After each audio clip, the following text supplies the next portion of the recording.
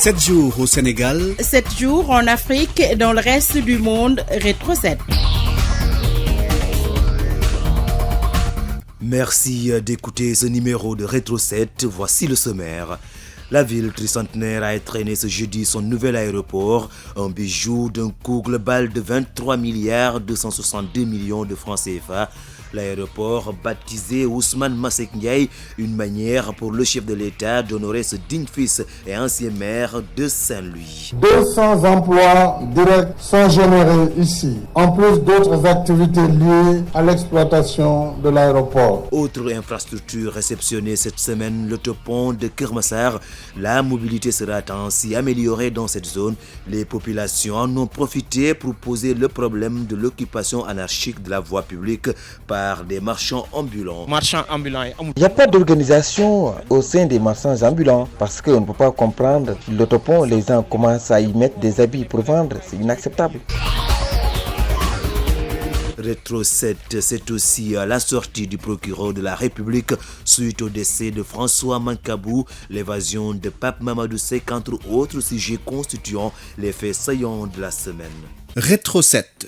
23 milliards 262 millions de francs CFA, tel est le coût du nouvel aéroport de Saint-Louis, baptisé du nom de l'ancien ministre libéral et ancien maire de Saint-Louis, Ousmane Masseck Ndiaye. L'infrastructure inaugurée ce jeudi par le chef de l'État a généré 200 emplois directs, suivant le reportage de Oumar Nying. L'aéroport international de Saint-Louis s'appelle désormais aéroport Ousmane Masseck Ndiaye. Il a coûté 23 milliards 262 millions de francs CFA.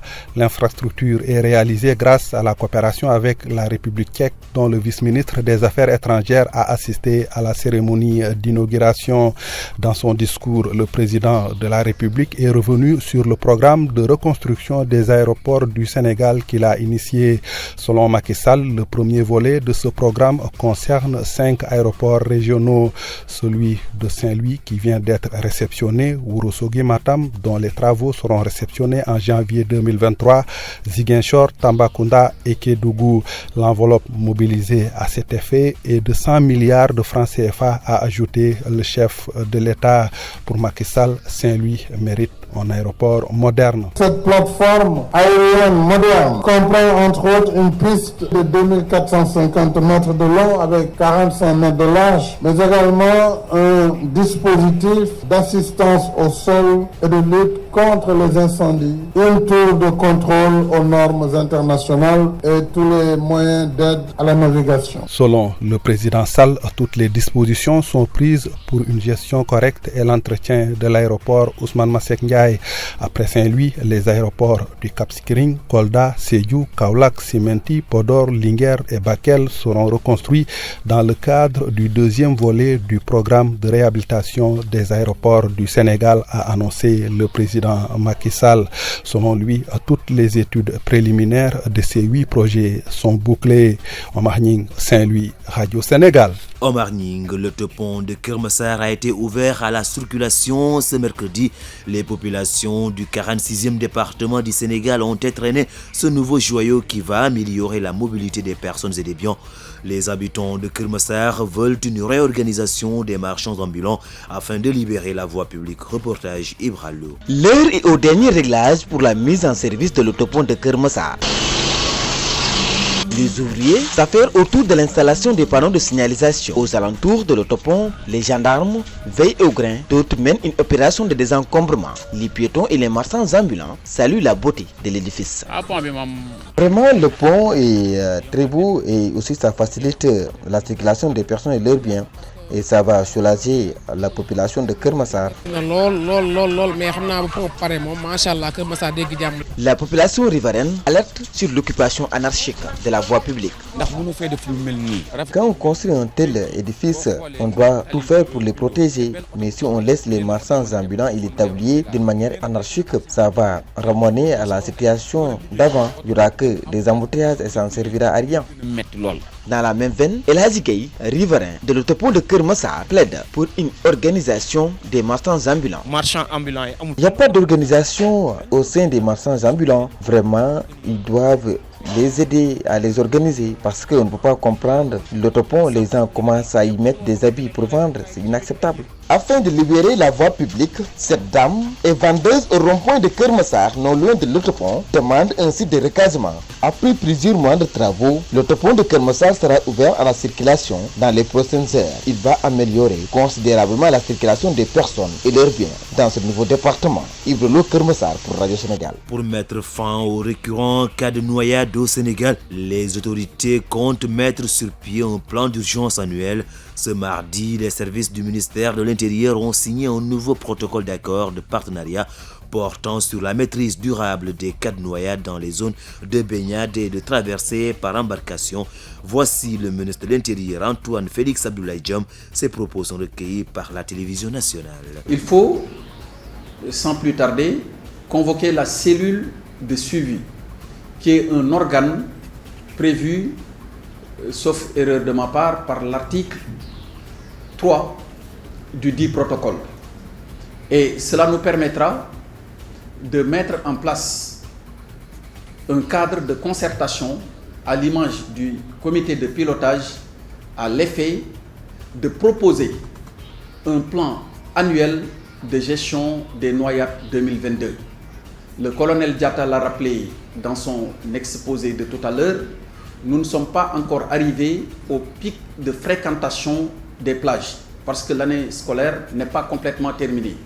Donc il est encore possible, et même c'est notre devoir, que de travailler d'arrache-pied à ce que d'ici le 20 du mois courant, qu'on ait d'abord toutes les réunions qui doivent se tenir dans le cadre de la cellule de suivi, mais au-delà et avec la contribution des différents ministériels sectoriels pour le projet de plan de gestion de ces cas de noyade, qu'on ait un plan définitivement approuvé avant la fin du mois de juillet. Suite au décès de François Mancabou, le procureur de la République Amady Diouf a ordonné une enquête. Le défunt a été interpellé le 17 juin dernier dans le cadre d'une enquête sur le terrorisme et bien d'autres chefs d'inculpation.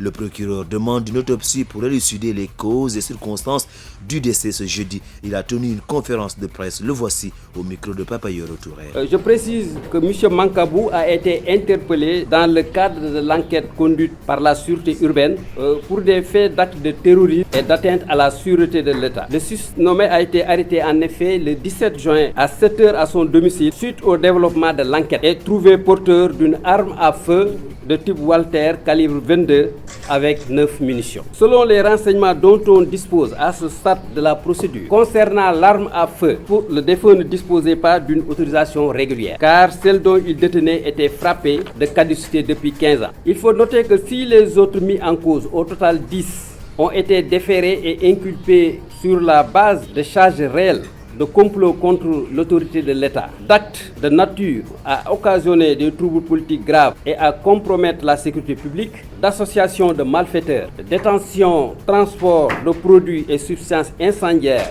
détention d'armes en rapport avec une entreprise terroriste, financement du terrorisme et complicité, il reste en revanche que François Mancabou, le défunt, n'a pu être déféré du fait de son état de santé qui ne le permettait pas. Selon les renseignements reçus, en effet, que l'enquête aura naturellement à charge d'élucider, le susnommé, contrairement aux autres inculpés qui avaient gardé le calme et la sérénité durant toute la phase de garde à vue. Et sur ce plan, les enquêteurs disposent d'images vidéo de 13 minutes qui seront versées dans la procédure. Pour ma part, procureur de la République, aussitôt informé du décès de François Mancabou, j'ai donné des instructions à la division des investigations criminelles d'ouvrir instamment une enquête diligente, exhaustive et rigoureuse sous mon autorité directe afin de déterminer les causes et circonstances exactes du décès. Dans cette perspective, je dois vous annoncer qu'une autopsie a été instamment ordonnée par le ministère public. L'administration pénitentiaire a informé dans un communiqué de l'évasion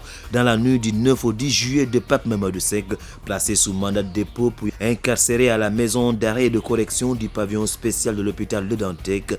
Papa Mamadou Seck fait donc l'objet d'un avis de recherche et d'arrestation suite à son évasion selon le communiqué. La campagne électorale en vue des élections législatives du 31 juillet a démarré dimanche dernier. Les 8 listes en lice pour briguer les 165 sièges à l'hémicycle parcourent tout le Sénégal pour tenter de convaincre les populations. Rétro 7. 41 candidats à l'immigration irrégulière ont été arrêtés par la gendarmerie de Fimela à Differ.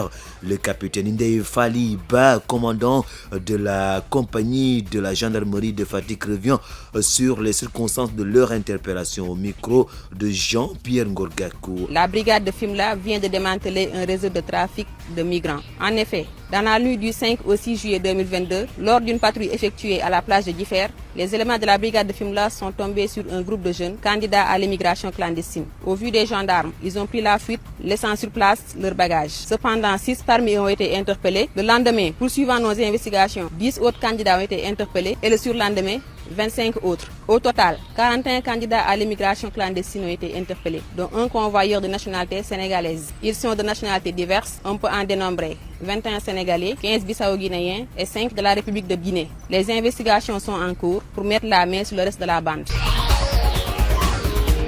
Merci d'avoir suivi Rétro 7. Le programme est disponible sur toutes nos plateformes digitales. Coordination Ibrahima Sadi et Demba Malik Mbodj. Réalisation Élise Emmanuel Senghor et Arona Diouf. Présentation Omar Sonko Digital. Mamadou Diagne et son équipe. Bon dimanche à tous. Rétro 7, l'essentiel de l'actualité de la semaine avec la rédaction de Radio Sénégal.